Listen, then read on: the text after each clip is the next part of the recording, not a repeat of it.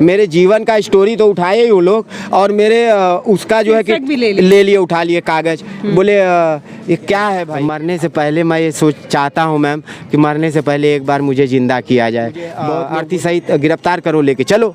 तो बोले ऐसे सोए थे, तो उन्होंने अपने पैर से जो है मुझे मेरे अर्थी पे जो है मार दिया। आदमी काट सकता है, मुर्दा आदमी कैसे काटेगा दांत से। ले जाके मुझे रिमांड पे लेके कान का पर्दा फाड़ दिए, बहुत मारे मैम। मेरे बॉडी का एक भी पार्ट सही सलामत नहीं। मरने से पहले एक बार हमको ज़िंदा करवा दीजिए, हम आप लोगों के आभारी रहेंगे, क्योंकि अब हम भी टूट रहे हैं मैम, बहुत समय बीत गया है। और एक आदमी कितना बोले कि संतोष करो, बोले संतोष नाम है, लेकिन कहाँ तक संतोष करे। नमस्कार दोस्तों, मैं हूँ पल्लवी राय और आप देख रहे हैं भारत एक नई सोच। गोरखपुर से यहाँ बनारस आए हैं आपको एक ऐसी कहानी दिखाने जिसके बारे में मैंने सुना तो मुझे कुछ बार यकीन नहीं हुआ। कई बार इनके द्वारा भेजे गए चीज़ों को पढ़ कर मैं ये समझने की कोशिश कर रही थी क्या यह संभव है। समझिए कि आप विदेश में कमाने जाते हैं या अपने गांव से दूर कहीं कमाने जाते हैं, और जब वहां से आप वापस लौट कर आते हैं तब तक आपकी 13वीं हो जाती है और आपको मृत घोषित कर आपकी पूरी पैतृक संपत्ति हथिया ली जाती है। उसके बाद आप इतनी कोशिश करते हैं, जहाँ तक आप कोशिश कर पाते हैं वहाँ तक आप पहुँचते हैं, दरवाज़ा खटखटाते हैं, लेकिन तब भी आप जिंदा नहीं हो पाते। मैं आपको बताऊं कि 40 से अधिक बार मरे घोषित हो चुके हैं। इन्हें हर बार हिरासत में ले लिया जाता है। एक ऐसा इंसान जो जंतर मंतर पर कफन ओढ़कर जिंदा होने का सबूत देता है, तो कभी रोडों पर ऐसी तख्ती लगाकर सबूत देने की कोशिश करता है कि भाई मैं मरा नहीं, मैं जिंदा हूँ, मैं जिंदा हूँ कह कर एक इंसान यहाँ घाट पर घूम रहा है और लोगों को अपने ज़िंदा होने की सबूत दे रहा है। सोचिए कि एक ऐसा इंसान जिन्होंने हर संभव कोशिश की, बड़े से बड़े मंत्री के दरवाजे खटखटाए, कहाँ तक ये नहीं पहुँचे। नाना पाटेकर जी के यहाँ इन्होंने 14 साल तक कुकिंग का काम किया, लेकिन तब भी ये ज़िंदा नहीं हो पाए। उसके बाद इन्होंने राजनाथ सिंह तक भी अपनी आवाज़ लगाई, उनसे भी मदद मांगी, लेकिन तब भी ये ज़िंदा नहीं हो पाए। इन्होंने एक छोटा सा अपराध करने की भी कोशिश की, इन्होंने एक अधिकारी को दांत से काट कर ज़िंदा होने की कोशिश की, लेकिन तब भी ये ज़िंदा नहीं हो पाए। हर संभव कोशिश करने के बाद, हर दरवाजे खटखटाने के बाद एक इंसान जिंदा नहीं हो पाता है। कई मीडिया ने भी इसे कवर किया है। सोचिए, मैं पहली नहीं हूँ, इससे पहले कई मीडिया ने भी इस मुद्दे पर आकर ऐसे ही वीडियोस बनाए हैं। आपको मैं बताऊँ, सिर्फ देश के नहीं, विदेश के मीडिया ने भी इन पर आर्टिकल्स लिखी हैं, इनको जिंदा करने की कोशिश की है, लेकिन आज तक कोई जिंदा नहीं कर पाया है। हम भी गोरखपुर से बनारस सिर्फ इसीलिए आए हैं कि हमारा एक छोटा सा प्रयास अगर इनको जिंदा कर दे तो सोचिए कितनी बड़ी सार्थक कोशिश होगी ये। गोरखपुर से तो आए इसलिए थे कि एक ये वीडियो बनाएंगे जिसमें आप हमारा सपोर्ट करेंगे और भैया ज़िंदा हो पाएंगे। अगर आप ऐसा कुछ भी करते हैं जिससे ये ज़िंदा हो, तो सोचिए कि हम और आप मिलकर एक इंसान की कम से कम आप समझिए तो 30 या 40, कितना साल मान लें, कितने साल से आप मरे हैं? जी 20 साल हो गए। 20 साल जी। 20 साल से एक इंसान जो जिंदा होने की कोशिश कर रहा है, उसे हम इस वीडियो को शेयर करके या इस पे जो भी प्रतिक्रिया है अधिक से अधिक देकर इनको जिंदा कर सकते हैं। और मुझे इस बात का घमंड था कि अगर मैं आकर ये वीडियो शूट करूँगी तो शायद इन्हें कोई हेल्प हो। तो आप मेरी ताकत है और आप इन्हें ज़िंदा करने में मेरी हर संभव कोशिश में करेंगे, मदद करेंगे। इसी उम्मीद से मैं गोरखपुर से चलकर आज बनारस आई हूँ। आपका क्या नाम है? संतोष जी। सर्वप्रथम आपको प्रणाम, जनता जनार्दन को प्रणाम। मेरा नाम संतोष मूरत सिंह, ग्राम छितौनी, पोस्ट छितौनी, थाना चौबेपुर, जिला बनारस। और Uttar Pradesh government declares me dead, but मैं ज़िंदा हूँ। 20 सालों से अपने आप को जीवित घोषित करने के लिए तमाम जद्दोजहद कर रहे हैं, लेकिन आज तक सरकार के कानों पे जू नहीं रहेगा।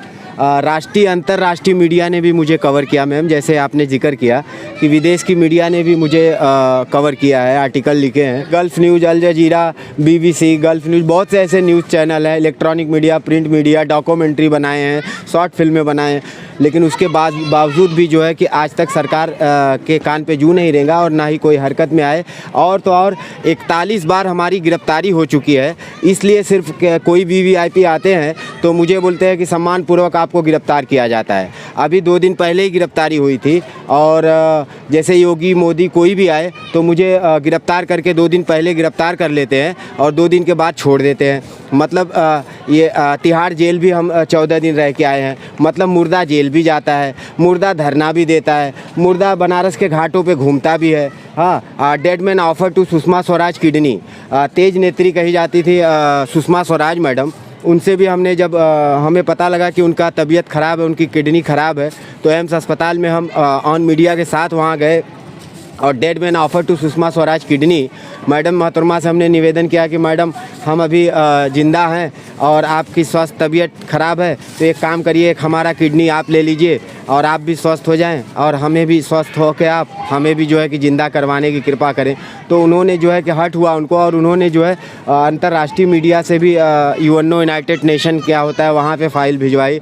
राजनाथ सिंह साहब से 2 बार मिल चुके हैं, लेकिन सिर्फ लोग आश्वासन देते हैं, करनी और कथनी में बहुत अंतर है मैम। हाँ, लोग कहते हैं हम आपके साथ हैं, हम आपके साथ हैं, लेकिन वास्तव में कोई किसी के साथ कहाँ है। अगर कोई साथ में ही होता तो आज के डेट में इतना लोग कहते हैं कि आप सेलिब्रिटी हो, मुझे मतलब इतने मीडिया ने कवर किया है, लेकिन आज दैनिक स्थिति मेरी क्या है, न खाने को पैसा है, न रहने को घर है, न सोने को बिस्तर है, आकाशवृत्ति जीवन व्यतीत कर रहे हैं। यहाँ पे तो शोषण चल ही रहा था। राजस्व विभाग, मुझे वाराणसी सदर तहसील राजस्व विभाग में मेरे चचेरे ताऊ काका भाई जो है कि लापता मिसिंग लाश मुंबई ट्रेन बम ब्लास्ट में संतोष सिंह मर चुका है करके दिखा के 2003 में मेरे हिस्से की 12.5 एकड़ ज़मीन अपने नाम करा लिए और तब से लेके अब तक हम ये साबित कर रहे हैं कि मरा नहीं, मैं ज़िंदा हूँ। सन 2000 में फिल्म स्टार नाना पाटेकर साहब यहीं घाट पे ही शूटिंग के लिए आए थे। जैसे आप आके मिले हैं वैसे ही नाना पाटेकर साहब भी मिले मुझे और बोले संतोष मेरे साथ बॉम्बे चलो और आपको हमारे फैमिली मेंबर बनाते हैं आपको।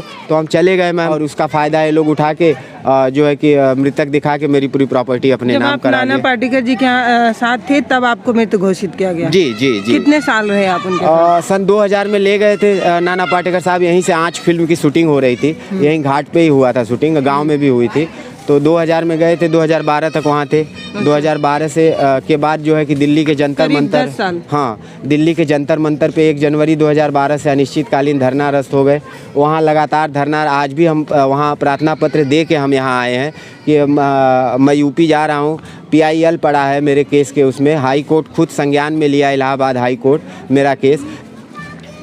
सोचिए एक इंसान जिन्होंने मंत्रियों का दरवाज़ा खटखटाया, ये तक ऑफ़र किया कि मैं अपनी एक किडनी दे देता हूँ, आप भी ज़िंदा हो जाइए, मुझे भी ज़िंदा कर दीजिए। सोचिए कितना बड़ा दिल इन्होंने दिखाते हुए अपने आप को ज़िंदा करने की कितनी कोशिश ना की होगी, आप खुद सोचिए।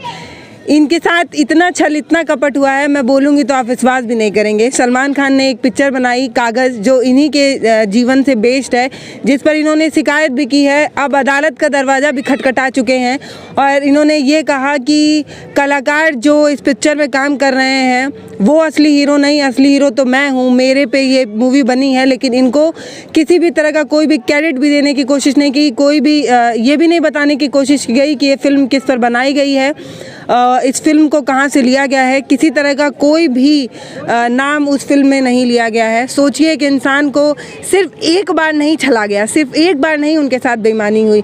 जिन लोग के पास ये पहुँचे या जिन लोगों तक इनकी कहानी पहुँची, सब लोगों ने इनको छलने की कोशिश की।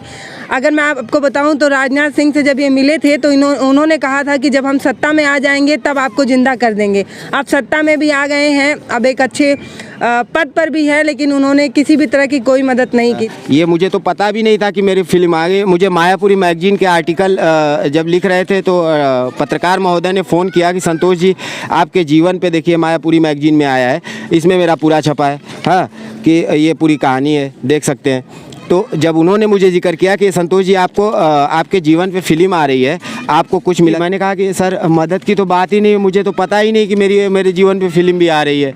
हाँ, तो बोले कि आप क्या करोगे आप? बोले साहब जब तक हौसला हिम्मत है तब तक लड़ेंगे, जिस दिन हिम्मत हौसला ख़त्म हो गया तो उस दिन क्या करें।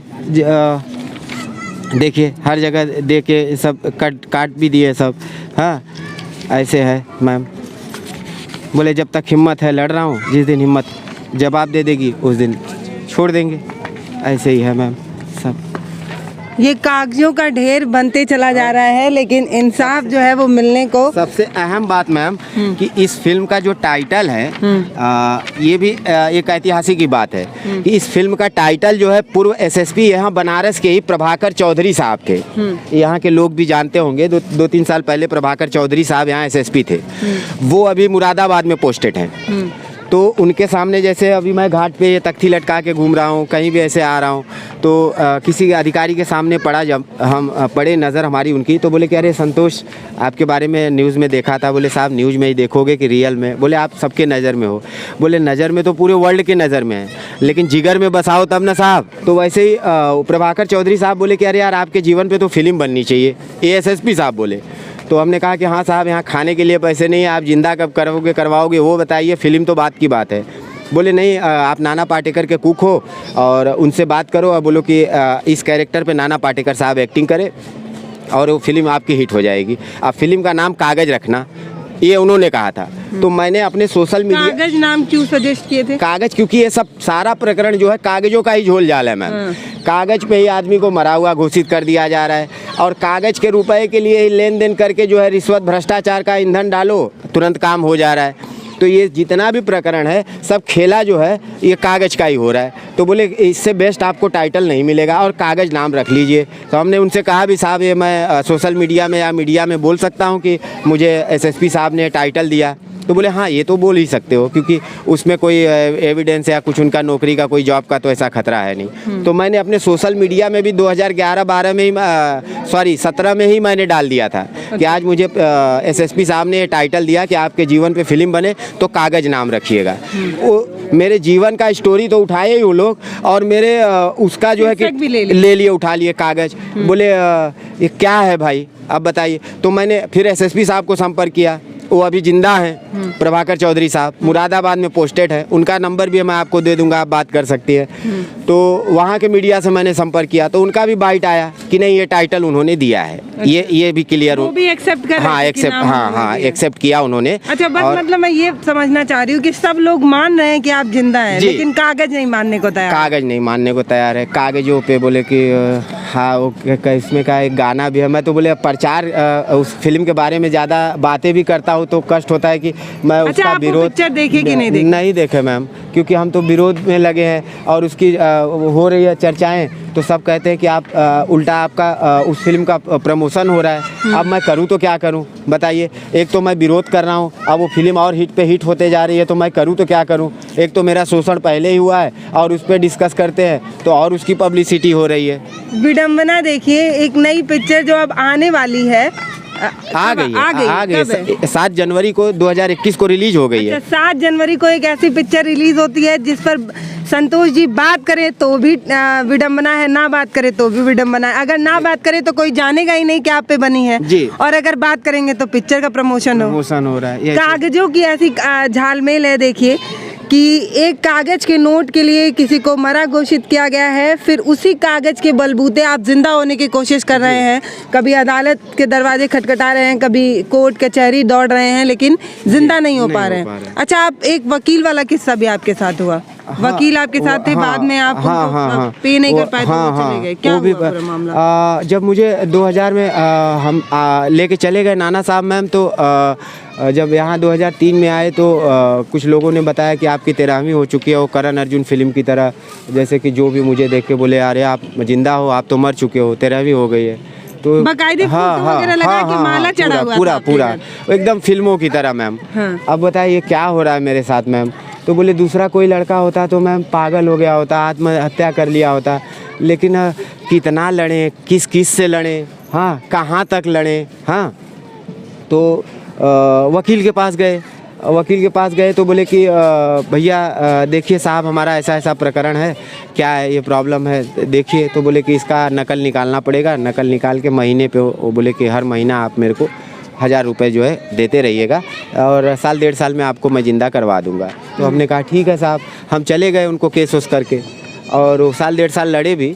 उसके बाद जो है कि उन्होंने कुछ एक साथ 40,000 रुपये का डिमांड किया कि बोले कि आप आ जाइए, अन्यथा आपका केस जो है छोड़ दिया जाएगा और हर तारीख पे आप पेश नहीं होते हैं। तो हम कहे कि साहब अब मैं अगर कहीं जॉब नहीं करूँगा, कहीं कमाऊँगा नहीं तो आपकी फ़ीस कहाँ से दूँगा। तो उन्होंने वो केस छोड़ दिया। साल 1.5 साल देखने के बाद, तो वैसे ही पेंडिंग रह गया। और उसके बाद जब थक हार गए तो फिर 1 जनवरी 2012 से दिल्ली के जंतर मंतर पहुंच गए। वहाँ से प्रार्थना पत्र प्रधानमंत्री, राष्ट्रपति, गृह जंतर मंत्री। मंतर कितने दिन कफन ओढ़ कर सोए रहे आप? 8 साल हो गए ना मैम वहाँ पे। हाँ, 2012 से लेके अभी भी वहाँ हम प्रार्थना पत्र दे के 2019 में हम आए हैं यहाँ। और वहीं पे जो है रोजगार के लिए आपने एक चाय की दुकान खोली थी, जिंदा मुर्दा चाय वाला। हाँ, खोले नहीं थे मैम। हाँ। 10 से 5 तक हम धरना वहाँ जंतर मंतर देते थे। तो वहाँ पूरा पार्लियामेंट स्ट्रीट था, पूरी पुलिस डिपार्ट ही वहाँ आते थे। तो उन लोगों ने बोला कि मैं जिंदा हूँ, खाना कहाँ खाते हो? बोले बंगला साहब गुरुद्वारा है, वहाँ पे खाना खाते हैं। तो बोले कि तेल साबुन, बोले साहब क्या करें, तेल साबुन कौन देगा? तो बोले कि वही सामने ही एक चाय की दुकान थी। तो बोले कि यहाँ चाय की दुकान पे जो है कि पार्ट टाइम में 10 से 5 ही आपका परमिशन है, तो 5 से 8 तक जो है कि पार्ट टाइम में आप जॉब कर लिया करो, ये आपको चाय मतलब तेल साबुन का खर्चा जो है वो देंगे। तो मुझे दिहाड़ी जो है कि वो 200 रुपये देते थे पार्ट टाइम के। तो जैसे बर्तन वर्तन, पतीला वतीला मांजना धोना तो सब करते थे मैम। तो वहीं से अब वो भी हाईलाइट हो गया। आज कितने लोग मेरे नाम से ब्लॉग आईडी सब चलाते हैं, मेरे नाम से ब्लॉग भी चलता है। खुद मैं नहीं चला पाता हूँ क्योंकि मेरे वो नहीं है। और सोशल मीडिया पे हाँ, लोग काम कर रहे हैं आपके नाम से। लेकिन बात वही है कि नेम और फेम इतना है, लेकिन किस काम का मैम। और कितने लोग मेरे नाम को यूज कर रहे हैं, कितने लोग मुझे धमकी भी देते हैं, बोले आप नरेंद्र मोदी को बदनाम कर रहे हो। अब बताइए, न्याय मांगना भी जो है गुनाह है मैम। हाँ, अगर मैं क्या कहा किसने कि नरेंद्र मोदी को किस तरीके से बदनाम? आप बनारस के हो, सांसद हैं। हाँ, आप घाटों पे इस तरह का बयान क्यों देते हो? हाँ, होश सुधर जाओ, होश में आओ। वो सब ऑडियो रिकॉर्ड मेरे पास है मैम। और मेरा नंबर भी मुझे लगता है, जहाँ तक कि क्राइम ब्रांच, लाइव CID सब फ़ोन करते हैं, वायरल नंबर है मेरा। तो सर्विस लाइन में भी लगा हुआ है, तो शो सबका रिकॉर्ड है मेरे पास। अगर मेरी मौत होती है तो मैं ये कहना चाहूँगा कि इसमें मेरी मौत के जिम्मेदार उत्तर प्रदेश सरकार, भारत सरकार, राज्य सरकार, और जो लोग मुझे मरा हुआ घोषित किया वो तो है ही है। सब लोग मेरी मौत के जिम्मेदार होंगे मैम। और आपसे, जनता जनार्दन से सबसे निवेदन है कि हमारी मदद करें। इस समय एकदम टूट चुका हूँ, न खाने को पैसा है, न कुछ नहीं है। मरने से पहले मैं ये चाहता हूँ मैम कि मरने से पहले एक बार मुझे ज़िंदा किया जाए। बहुत लोग बोले कि आप क्राइम करो ज़िंदा हो जाओगे, लेकिन जैसे सुषमा स्वराज मैडम से भी जब हम किडनी देने के लिए वहाँ गए तो मैडम ने भी पूछा कि संतोष, कभी आप क्राइम करने के लिए आपके मन में ऐसा ख्याल नहीं आया? हमने कहा मैम, अगर किसी की ज़िंदगी लेके अगर ज़िंदा होना हो तो उससे अच्छा तो हम मुर्दा ही हाँ ठीक है, और ऐसे ही मर जाएं। और ज़रूरत पड़ी तो अगर किसी की, तो मैं ज़िंदगी दे के ज़िंदा होना पसंद करूँगा, लेकिन ज़िंदगी ले के ज़िंदा नहीं। लेकिन होना, आपने किसी SSP या किसी को दांत से काटा था शायद? ना, दांत से उसका प्रकरण ये है मैम कि दिल्ली पुलिस में ने जो है कि मेरा 151/701 में चालान किया था। और प्रकरण ये हुआ था मैम कि वहाँ 1 जनवरी 2012 से अनिश्चितकालीन हमारा धरना जारी था। जब इंडिया डेडमैन प्रेसिडेंस रेसिंग 2012, जब हमने राष्ट्रपति का नामांकन भरा तो पूरे वर्ल्ड की मीडिया ने कवर किया। राष्ट्रपति का नामांकन कर जी जी जी, इसका कोई कागज या कुछ प्रूफ? सब मेरे फेसबुक आईडी पे, सोशल मीडिया पे सब है। आपको डॉक्यूमेंट भी दिखा देंगे, कुछ यहाँ है, कुछ वहाँ जमा है मेरे।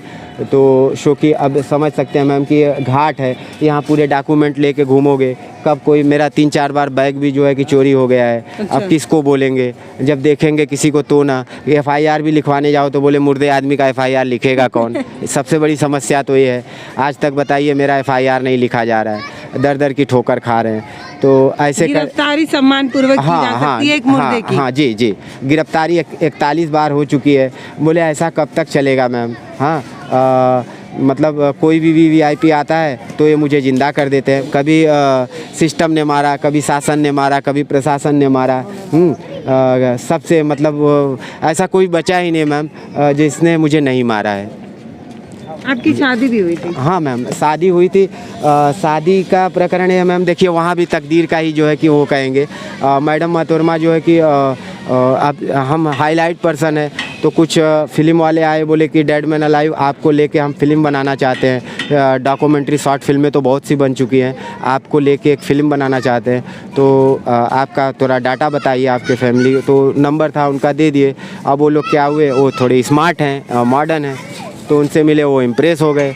और पता नहीं क्या लफड़ा हुआ मैम कि वो लोग मुझे छोड़ के उन्हीं को लॉन्च कर दिए।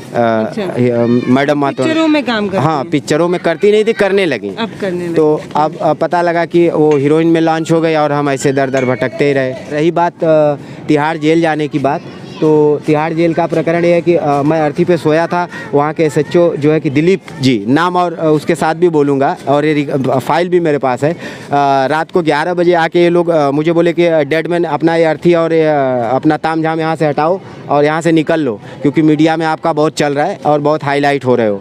तो हमने कहा साहब अब इससे बड़ा शांति प्रिय धरना और क्या होगा साहब, कि एक मरा हुआ आदमी जिसको रिकॉर्ड में मरा हुआ घोषित कर दिया गया है, अर्थी और कफन लगा के यहाँ प्रोटेस्ट कर रहा है, शांति प्रिय, चिल्ला भी नहीं रहा हूँ, चीख भी नहीं रहा हूँ, फिर भी आप बोल रहे हो भाग जाओ। क्यों भागूँ भाई, नहीं भागूंगा। जो करना है या तो मुझे अर्थी सहित गिरफ्तार करो, लेके चलो।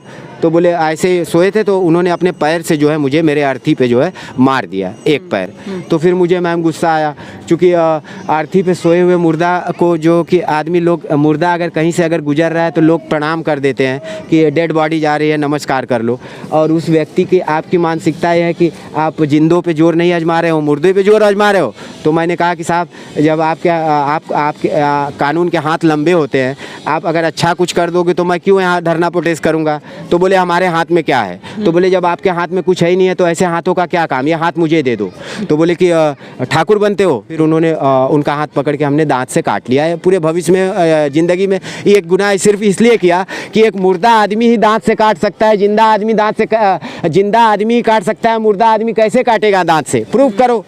तो उनको गुस्सा आया, फिर ये लोग उठा लिए मुझे, 4 सिपाही ले जाके मुझे रिमांड पे लेके कान का पर्दा फाड़ दिए, बहुत मारे मैम। मेरे बॉडी का एक भी पार्ट सही सलामत नहीं पाएंगे आप। तो झेला भी हूँ, झेल भी रहा हूँ। आए दिन पुलिस का दुर्व्यवहार, मारना पीटना, गाली सुनना, ये सब तो अब आम बन गई है। अब मैं अगर प्रेम से भी बोलूँ सर प्रणाम, हट चल निकल, अब वो उनका जो रवैया, एटीट्यूड है, यूगो जिसको कहते हैं, वो सर मतलब उस पल के लिए मैम ना जीना और मरना एक जैसे हो जाता है मैम, कि मतलब या तो मर जाओ या मार डालो। लेकिन क्या करें, क्योंकि हमने पहले ही प्रॉमिस कर दिया है कि हम किसी की ज़िंदगी ले के ज़िंदा नहीं होंगे। हम ज़रूरत पड़ी तो अपनी ज़िंदगी दे के ज़िंदा होंगे, क्योंकि मैं एक फ़ौजी का बेटा हूँ। मेरे पिताजी फ़ौज में रिटायरमेंट के बाद एक्सपायर हुए हैं, और एक फ़ौजी के बेटे को ये दुर्दशा, ये दुर्गति हो रही है। दोस्तों, बूंद बूंद से सागर बनता है। संसाधनों की कमी हमारे पास भी है, लेकिन हम एक छोटी सी मदद सिर्फ इसलिए करना चाहते हैं ताकि आप समझ सके कि एक मुर्दा इंसान को जिंदा होने में कितनी कागजी कार्रवाई से गुजरना पड़ रहा है। इनको इतनी परेशानी है जो ये बताते हुए 1 घंटा बीत गया, लेकिन अभी तक ये पूरी बात भी नहीं बता पाए। मैं एक छोटा सा अगर स्टोरी मैं अपने तरफ से भी बताने की कोशिश करूँ तो ये बताऊं कि वकील का खर्च नहीं उठा पा रहे थे, इसलिए वकील ने अपना काम करना छोड़ दिया, क्योंकि हर इंसान पेट के लिए काम करता है और अपनी एक आमदनी के हिसाब से ही अपनी ज़िंदगी बिताने की कोशिश करता है। तो वकील साहब जो है वो अब इनका केस नहीं लड़ रहे हैं, तो अब ये अकेले ही अपनी लड़ाई लड़ रहे हैं, जिसमें इन्हें थोड़ी सहयोग की ज़रूरत है। तो मैं एक छोटी कोशिश कर रही हूँ, मैं उम्मीद करूँगी कि आप भी इनका साथ ज़रूर देंगे। इससे पहले मैंने जितनी बार भी आपसे सहयोग मांगा है, आप मुझे मेरा साथ ज़रूर देते हैं। तो इस बार भी संतोष जी के साथ हमें और आप सबको मिलकर खड़े होना है और एक बार फिर से इंसानियत को ज़िंदा करने के लिए कोशिश करनी है। एक इंसान जो दर दर ठोकर खाता है, पता नहीं कितनी बार कोशिश करता है ज़िंदा होने के लिए, लेकिन ज़िंदा नहीं हो पाता है।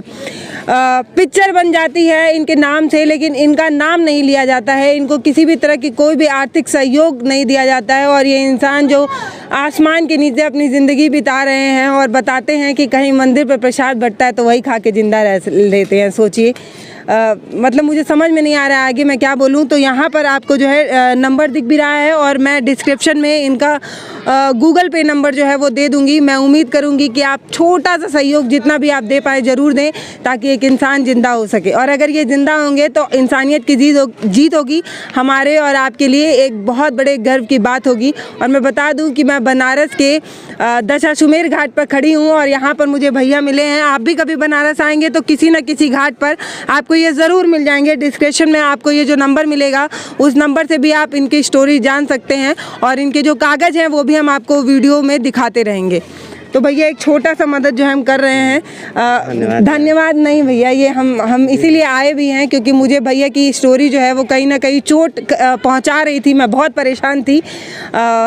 आगे मैं चाहूँगी कि अगर आप जिंदा हो जाएं तो आगे आप क्या सोचते हैं, अपनी ज़िंदगी कैसे जीना चाहते हैं? मैम जिंदा बोले उम्मीद पे दुनिया कायम है और उम्मीद पे ही हम भी लड़ रहे हैं मैम।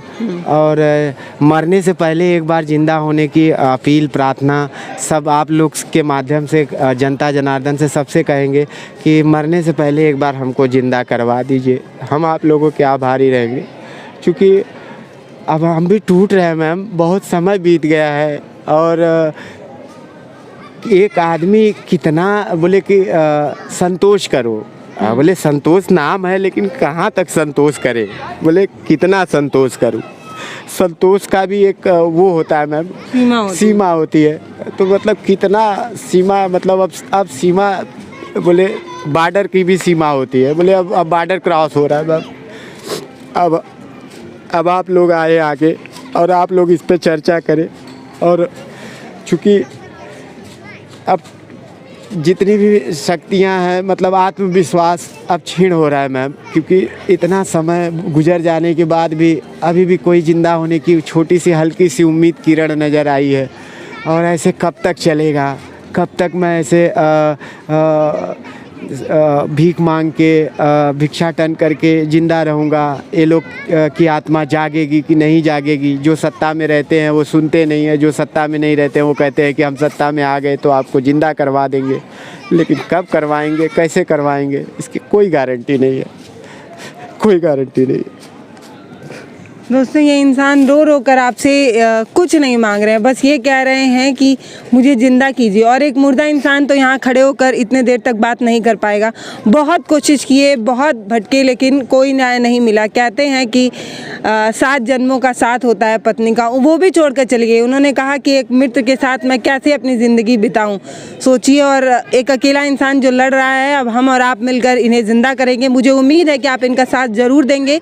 आज से पहले जितनी बार मैंने सहयोग मांगा है आप ज़रूर देंगे। और इस वीडियो को शेयर करके आप जो है इन्हें और भी सपोर्ट करने की ज़रूर कोशिश करें। अगर आप इस वीडियो को 1 या 2 लोगों तक शेयर करते हैं तो सोचिए कम से कम 2 लोगों तक ये आवाज़ ज़रूर पहुंचेगी। और इस आवाज़ को हम और आप मिलकर ही आगे पहुंचा पाएंगे, क्योंकि इन्हें ज़िंदा करने की ज़रूरत है। और हाँ, एक आखिरी बात मैं फिर से क्या देना चाहती हूँ, लोग मुझे भले बुरा कहें, मुझे कोई फ़र्क नहीं पड़ता।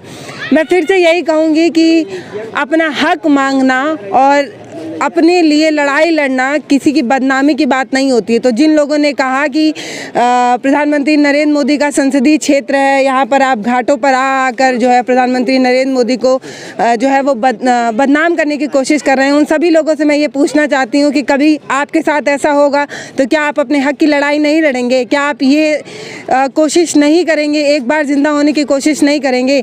हम विश्वगुरु बन रहे हैं, हम अपने आप को कह रहे हैं कि भारत महान है। उसी महान देश में एक इंसान जो है पता नहीं कितने सालों से इसी घाट पर घूम घूम कर जिंदा होने की कोशिश कर रहा है, कागज़ ले लेकर दौड़ रहा है, लेकिन जिंदा नहीं हो पा रहा है। इससे शर्म की बात और कुछ नहीं हो सकती। इस वीडियो को यहीं छोड़ रही हूँ, आपसे उम्मीद करके जा रही हूँ कि आप सहयोग ज़रूर करेंगे, वीडियो को शेयर ज़रूर करेंगे, अपनी राय और प्रतिक्रिया कमेंट बॉक्स में ज़रूर दीजिएगा। धन्यवाद।